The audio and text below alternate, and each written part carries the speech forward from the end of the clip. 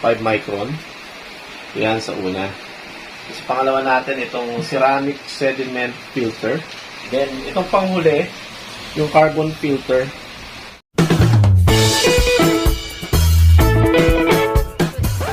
Hello mga kapads! For today's video, magpapalit po tayo ng aming filter para dito sa aming water purifier na nabili. So yan, kung makikita nyo yan, marumi na yung mga filter niya. Ito, yan, nagkaroon ng algae.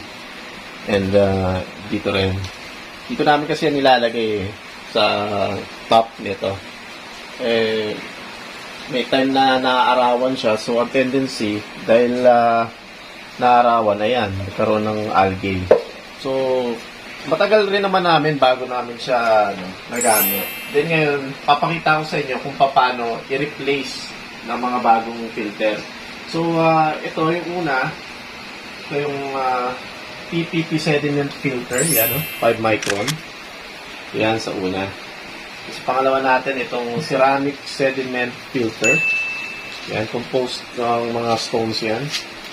Yan, stones, yan, charcoal. Yan. Then, itong panghuli, yung carbon filter. Yan. Pang-filtrate natin. Madali lang naman magkalas nito. So, para hindi tayo mahirapan, tagalin muna natin dito sa gripo. Yan. Then, unahin natin yung baba muna natin baka matapon yung tubig. Yan. So, ilalagay natin.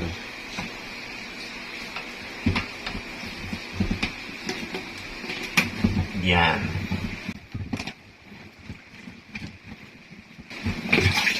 Yun. Makikita nyo. Yan dahil na-expose siya sa sunlight. Yung gilid. Yan, dito lang sa gilid ng window namin. Yan. So, madali lang naman yan. Lilinisin lang natin yan. Then, yung second natin na filter. Kansin natin. Yan.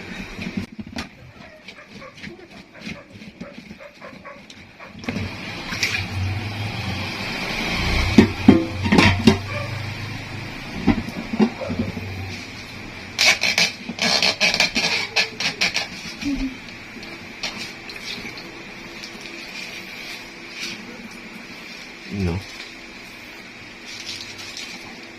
Karoon na ng lumot. Ayan yung panghuli.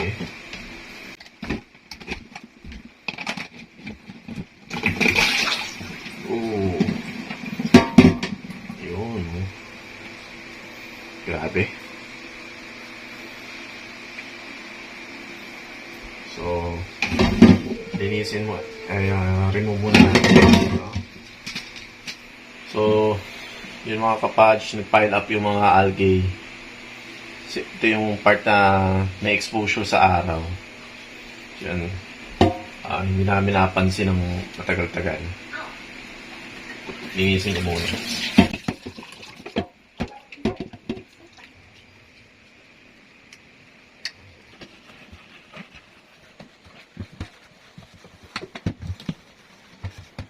So, yan ang mga kapads. Nalinisan na natin po yung lagayan ng mga filter. So, ano na natin. Lagay na natin ulit. Oh, I hear it.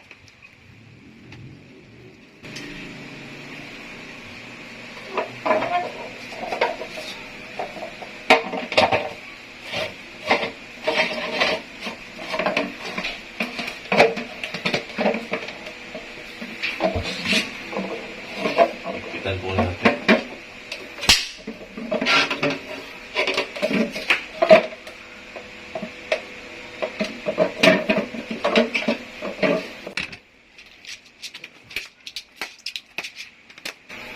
Next natin tong ceramic sand filter.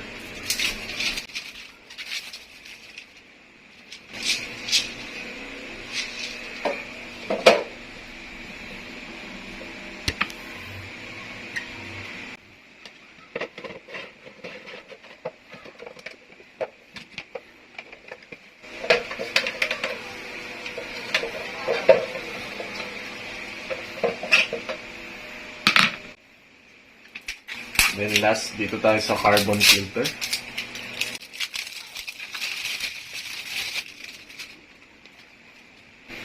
So yung mga ganito basically nabibili rin naman to sa mga mga hardware like Ace Hardware, ganon. O DIY, Mr. DIY, Handyman. Mabibili niyo yun. Or kung wala naman kayong time na pumunta sa mga mall, pwede naman kayong bumili sa online. Bibili naman yan sa Lazada or Shopee. Check nyo na lang yung mga stores nila doon.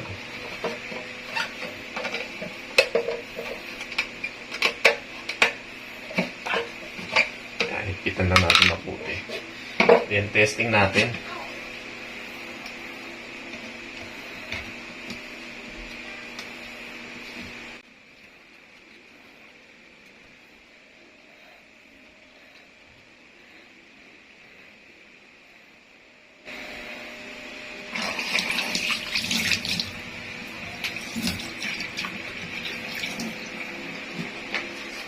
Yan, kita nyo.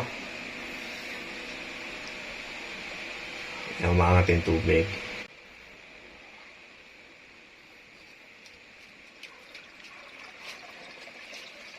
Then, observe rin natin kung merong leakage. Kung halimbawa may leak yan, ang kinakailangan lang natin gawin dyan is higpitan. Higpitan to. Gamit itong ating panghigpit.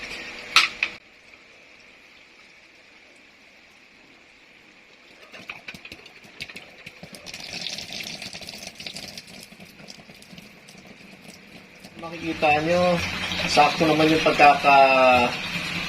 pagkakalagay natin ng itong mga filters natin. Yan, walang tagas. Makikita nyo. Sino-observe natin yun kung may may leak. So, observe naman natin na wala siyang leak.